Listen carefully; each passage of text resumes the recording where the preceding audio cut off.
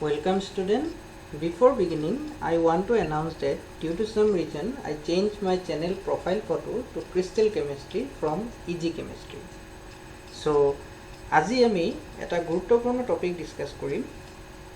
যোনটো টপিক হয়তো তোমালোকে বহুতেই জানা আৰু কিছুমানে হয়তো নাজানা বা কিছুমানে জানিলেও ভালকে বস্তুটো আয়ত্ত কৰিব পৰা নাই সো আজি আমি হেতু ডিসকাস কৰিম সো তোমালোকে পেন এণ্ড পেপাৰ লৈ হাজু হোৱা ঠিক আছে সো আজি যোনটো টপিক ডিসকাস কৰা হ'ব এই টপিকটো অকল ক্লাস 11 বা 12 বুলি নহয় ক্লাস 10 11 12 ইভেন তাৰ পিছতো এই টপিকটো খুব দৰকাৰী আৰু এই টপিকটো নজনাকে বা নাজানিলে বহুতৰ কেমিষ্ট্ৰি প্ৰতি অৰুচি ভাৱ এটা সৃষ্টি হয় সো আজি আমি ডিসকাস কৰিবলগীয়া টপিক যোনটো হয় হেতু হ'ল how to right chemical formula তাৰ মানে সংকেত কেনেকৈ লিখা হয়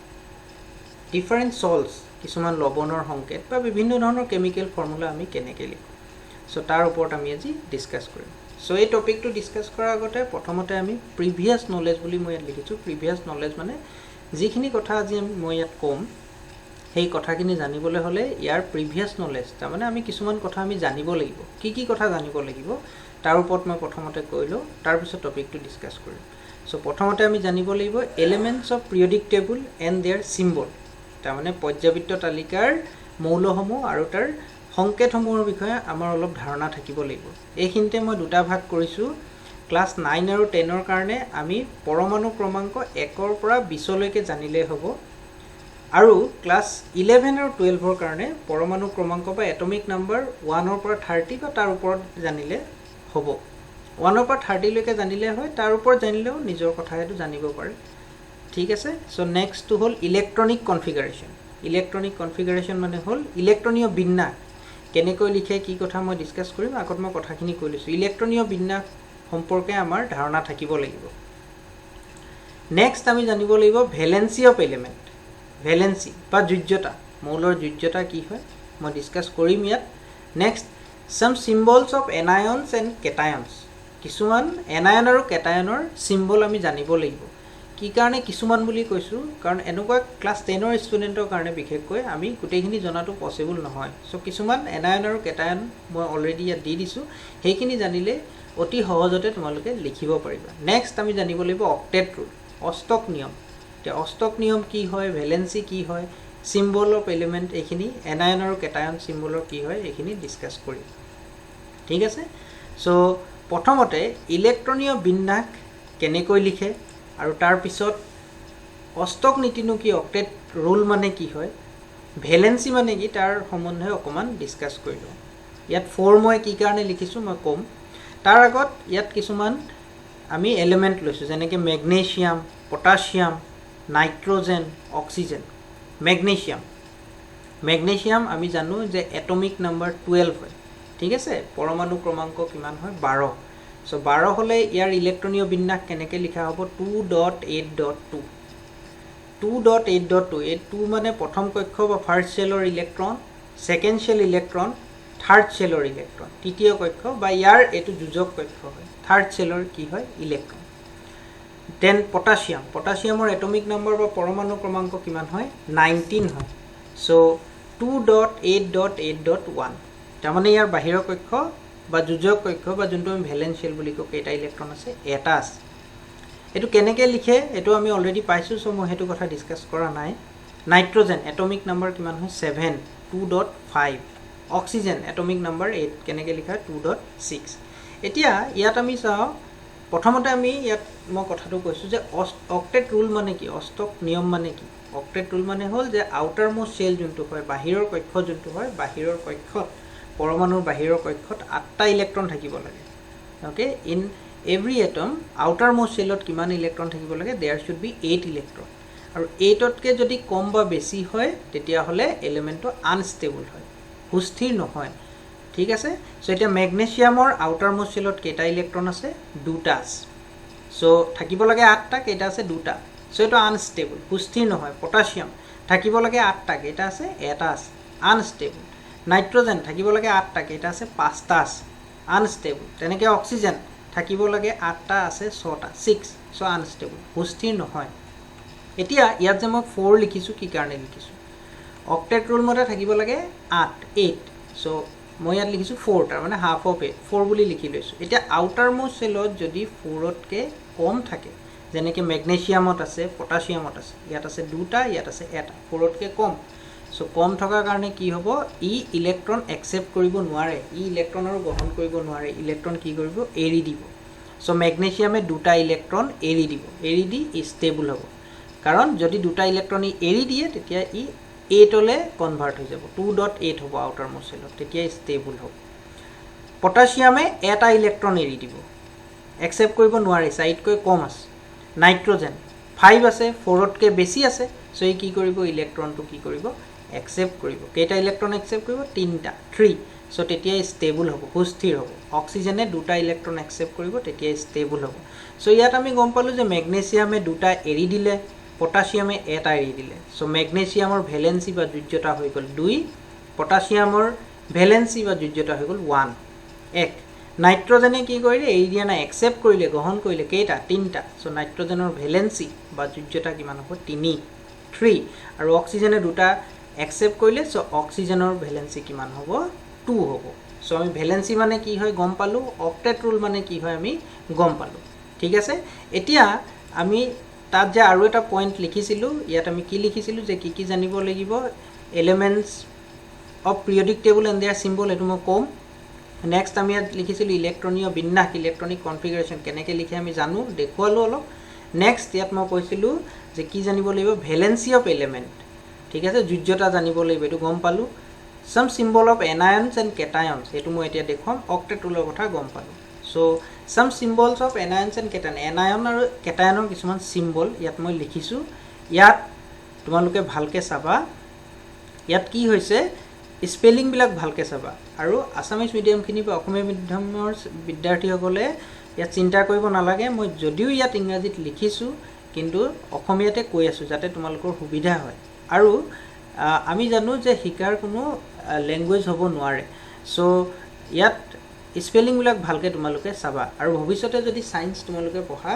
ইংৰাজী মাধ্যমতে পঢ়িব লাগিব আফটাৰ 12 লৈকে আমি পঢ়িব পাৰিম তাৰ পিছত অকমান দিগদাৰ হৈ যায় গতিকে এতিয়াৰ পৰা জনাটো ভাল ঠিক আছে আৰু নামটো একে হ'ব ইয়াত মই এটা সালফেট লিখিছো অসমীয়াত লিখিলেও সালফেট লিখিবই লাগিব অকল যদিবা অসমীয়াত লিখিব লাগিব এটা এনায়ন সিম্বল SO4 2 নেগেটিভ ইয়াৰ নামটো হয় সালফেট এটো মনত ৰাখিব লাগিব কিছুমান আমি মনত ৰাখিব লাগিব ক্লাস 10 ৰ ষ্টুডেন্টৰ কাৰণে 11 12 ৰ খিনি অলৰেডি তোমালোকে সালফেট কেনেকৈ হয় কি কথা গম পোৱা কিন্তু 10 ৰ খিনিয়ে গম নাপায় সো সেই কাৰণে 10 ৰ খিনিৰ বিশেষ সুবিধা হোৱাৰ কাৰণে মই এটো এনেকৈ লিখি বনাই দিছো S2 নেগেটিভ ইয়াক কয় সালফাইড দুটাৰ মাজত ডিফাৰেন্স আছে এটো সালফেট SO4 2 নেগেটিভ আৰু এটো হল সালফাইড PO4 3 নেগেটিভ এটো কয় ফসফেট তেনেকৈ ইয়াত NO3 নেগেটিভ এটো কয় নাইট্ৰেট NO2 নেগেটিভ এটো কয় নাইট্ৰাইট ডিফাৰেন্স দুইটাৰ মাজত ডিফাৰেন্স আছে নাইট্ৰেট NO3 নেগেটিভ এটো nitrite NO2 negative OH negative এটো কয় হাইড্ৰক্সাইড CO3 2 নেগেটিভ এটো কয় carbonate Cl negative chloride Br negative bromide I negative iodide অকল এইগিটাই নহয় আৰু এনেকুৱা বহুত এনায়ন আছে কিন্তু যিবিলাক বেছি দৰকাৰী আৰু ফৰ্মুলা লিখিবলৈ বেছিকৈ ইউজ হয় মই হেখিনি কথাহে ডিসকাস কৰিছো ইয়াত তেনেকৈ কেটায়ন এতিয়া কেটায়ন জিংক Zn2 পজিটিভ এটো জিংক আয়ন একচুয়ালি Zn2 পজিটিভ এতিয়া মই কিছুমান কেটায়ন কেলে ইয়াত লিখি লৈছো কাৰণ যেহেতু মই অলৰেডি কৈছো যে ক্লাস 9 আৰু 10 ৰ খিনিয়ে 1 ৰ পৰা 20 লৈকে জানিলে হ'ব কিন্তু এতিয়া সাপোজ নাম লিখিবলৈ দিলে জিংক সালফেট এতিয়া জিংকটো 20 ভিতৰত নপৰে সো জিংকৰ কাৰণে মই ইয়াত স্পেশালি লিখি দিছো যাতে ক্লাস 10 ৰ ষ্টুডেন্ট খিনিৰ কাৰণে বিশেষকৈ সুবিধা হয় Zn2 positive zinc Pb2 positive lead এটা আইৰনৰ too important iron Fe2 positive হলে ফেৰাছ হয় আৰু Fe3 পজিটিভ হলে ফেৰিক হয় তোমালোকে এইটো ভালকে নোট ডাউন কৰিবা Ag positive silver NH4 positive ammonium ঠিক আছে সো আমি কিছুমান এনায়ন আৰু কেটায়ন আমি ইয়াত দেখুৱালো এতিয়া নাম লিখিম সো প্ৰথমটো লৈছো ম্যাগনেসিয়াম ক্লোৰাইড ঠিক আছে ম্যাগনেসিয়াম ক্লোৰাইড সো ম্যাগনেসিয়াম আমি জানো 12 হয় Mg এটো সিম্বল 2.8.2 সো এর বাহিৰৰ কক্ষত যোজক কক্ষত ভ্যালেন্স সেলত কিমান ইলেক্ট্ৰন আছে 2 সো এটো ষ্টেবল নহয় আৰু ই 4 কৈ কম গতিকে ই কি কৰিব এৰি দিব ইলেক্ট্ৰন সো দুটা ইলেক্ট্ৰন এৰি দিলে 2 পজিটিভ হৈ গল ইয়াত আৰু এটো হৈ গল 2.8 ঠিক আছে ক্লোৰিন Cl 2.8.7 ইয়াক বাহিৰত থাকিব লাগে 8 অক্টেট ৰুল মতে আছে 7 সো 4 তকৈ বেছি আছে সো ই কি কৰিব ইলেক্ট্ৰনটো একসেপ্ট কৰিব একসেপ্ট কৰি 2.8.8 হ'ব আৰু যেতিয়া একসেপ্ট কৰিলে নিগেটিভ হৈ গ'ল মানে গ্ৰহণ কৰিলে নিগেটিভ হৈ যায় ইলেক্ট্ৰন যদি গ্ৰহণ কৰে আৰু এৰি দিলে পজিটিভ হৈ যায় এতিয়া মেগনেছিয়াম আৰু ক্লোৰাইড লিখিছে তে মেগনেছিয়ামৰ ইয়াত 2 পজিটিভ আছে সদায় 2 পজিটিভ হয় মেগনেছিয়াম আৰু ক্লোৰাইডৰ এটা নিগেটিভ আছে সো দুটা পজিটিভ এটা নিগেটিভ হ'ব নোৱাৰে সেই কাৰণে ফৰ্মুলাটো হয় MgCl2 তাৰ মানে আমি দুটা ক্লোৰিন দিছো একচুয়ালি Cl নিগেটিভ ক্লোৰাইড দুটা দিছো তাৰ মানে এটা Mg2 পজিটিভৰ লগত দুটা ক্লোৰাইড থাকে আৰু তাক এনেকে লিখে MgCl2 তাৰ মানে দুটা ক্লোৰাইড আৰু দুটা ক্লোৰাইড হলে 2 দুটা এটা নিগেটিভ দুটা হলে 2 নিগেটিভ সো 2 নিগেটিভ আৰু 2 পজিটিভ নিউট্ৰেল আধান ঠিক আছে নেক্সট তো আমি চাও ক্যালসিয়াম হাইড্ৰক্সাইড ক্যালসিয়াম 2.8.8.2 20 হয় atomic number so outer most সেলত বাহিৰৰ কক্ষত কেইটা আছে দুটা আছে সো এটো কি হয় আনস্টেবল সো এই সাইডকৈ কম গতিকে ই কি কৰিব ইলেক্ট্ৰন দুটা এৰি দিব এৰিলে কি হৈ গল 2 পজিটিভ ঠিক আছে সো 2.8.8 সো হাইড্ৰক্সাইড আমি জানো OH নিগেটিভ আগতো পাইছো মই এটা আকৌ দেখাইছো ইয়াত OH নিগেটিভ ঠিক আছে সো ইয়াত এটা নিগেটিভ চাৰ্জ আছে আৰু ক্যালসিয়ামৰ কেইটা আছে দুটা পজিটিভ সো একেলগে থাকিবলৈ হলে OH কেইটা লাগিব দুটা লাগিব ঠিক আছে সো OH আমি ইয়াত 2 দিছো এটো ব্ৰেকেট দিছো ইয়াক কয় কি CaOH হোল 2 এটো হোল 2 বুলি কয় এই কাৰণে দিছো কাৰণ দুটা এলিমেন্ট আছে OH সো দুটাক একেলগে বুজে 2 দিছো ক্যালসিয়াম হাইড্ৰক্সাইড ঠিক আছে সিলভাৰ নাইট্ৰেট এতিয়া ক্লাস 10 ৰ খিনিয়ে সিলভাৰ 20 এটমিক নাম্বাৰ 20 ত নাহে সিলভাৰ ঠিক আছে সো এটমিক নাম্বাৰ 40 ৰ ওপৰত হয় 47 মানে এই 47 সিলভাৰ সো আমি কেনেকে জানিম এটা 47 ৰ কিমান হ'ব সো সিলভাৰৰ কাৰণে সেই কাৰণে মই লিখি দিছো Ag পজিটিভ মনত ৰাখিবলৈ আৰু নাইট্ৰেট আছিলে সো নাইট্ৰেটৰ কাৰণে এটো nitrate NO3 negative so silver এটা পজিটিভ এফালে NO3 এটাই নিগেটিভ আছে সো দুইটা একেলগে আমি লিখিব পাৰো কোনো ধৰণৰ আৰু বেলেগ একো নালাগে সো সিলভাৰ নাইট্ৰেট AgNO3 ঠিক আছে ক্যালসিয়াম কাৰ্বনেট ক্যালসিয়ামৰ অলৰেডি আমি এটো পাইছো Ca2 পজিটিভ হয় Ca কিমান হয় 2 পজিটিভ এটা নাইট্ৰেট কাৰ্বনেট কৈছে ক্যালসিয়াম কাৰ্বনেট এটা কাৰ্বনেটটো চাও আমি ইয়াত কাৰ্বনেটটো ক'ত গ'ল এইটো কাৰ্বনেটৰ কি হয় 2 নিগেটিভ সো ক্যালসিয়ামৰ 2 পজিটিভ এটো ক্যালসিয়ামৰ 2 পজিটিভ আৰু কাৰ্বনেটৰ 2 নিগেটিভ সো 2 পজিটিভ 2 নিগেটিভ দুইটা একেলগে আমি CaCO3 লিখিলো ফৰ্মুলাটো গুটেটো লিখাৰ পিছত তাত কোনো ধৰণৰ চাৰ্জ দিব নালাগে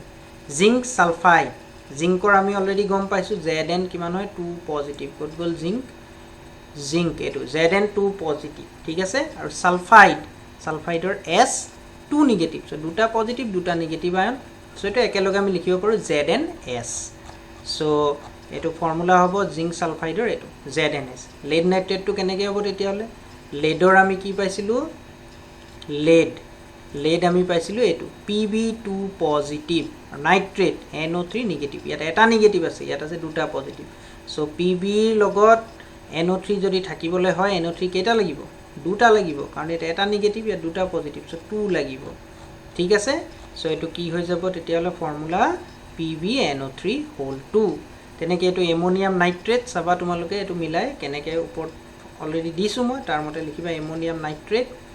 বেৰিয়াম সালফেট আছে BaSO4 বেৰিয়ামৰ 2 পজিটিভ হয় এতিয়া এইখিনিতে আৰু এটা কথা মই কৈলো যে ফৰ এক্সাম্পল তোমালোকে ম্যাগনেছিয়ামটো জানা ম্যাগনেছিয়াম বলে Mg কিমান হয় 2 পজিটিভ হয় ইয়াত কিমান পালো ভালকে চাবা এটো কথা ভালকে মন দিবা ম্যাগনেছিয়ামৰ আমি গম পালো যে 2 পজিটিভ হ'ল এতিয়া এনেকুৱা এটা এলিমেন্ট দি দিলে যোনটো হয়তো আমি নাজানো যে তাৰ পৰমাণু ক্ৰমাংক কিমান এটমিক নাম্বাৰ কিমান সো কেনেকে এই 2 পজিটিভ হ'ব নে 1 পজিটিভ হ'ব হেতু আমি কেনেকে পাৰিম সো তাৰ কাৰণে এটা উপায় আছে উপায়টো হ'ল এটো হ'ল পিৰিয়ডিক টেবুল এটো পিৰিয়ডিক টেবুল দেখিছা এতিয়া চোৱা এই ম্যাগনেছিয়ামৰ কিমান হয় 2 পজিটিভ হয় আমি জানো সো এই যোনটো কি আছে বৰ্গ আছে যোনটো গ্ৰুপ আছে এটো গ্ৰুপ বুলি কোৱা হয় এটো বেৰিলিয়াম ম্যাগনেছিয়াম ক্যালসিয়াম স্ট্ৰনচিয়াম বেৰিয়াম আৰু ৰেডিয়াম এটো কি বুলি কয় এটা গ্ৰুপ সো এই গ্ৰুপটোৰ যিমান বিলাক এলিমেন্ট আছে সবৰে কিমান হ'ব 2 পজিটিভ হ'ব